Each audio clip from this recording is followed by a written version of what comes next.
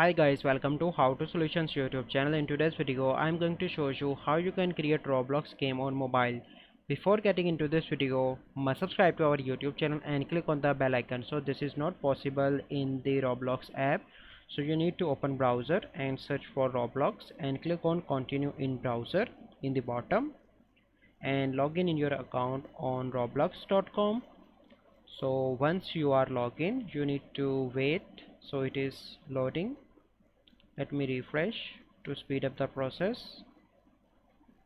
Okay, and then you need to create. Click on create and click on three dots in the top right and click on desktop side.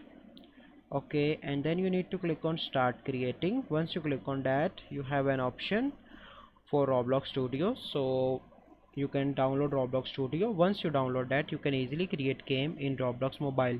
So this is a process by which you can create game in Roblox mobile. I hope you find this video helpful.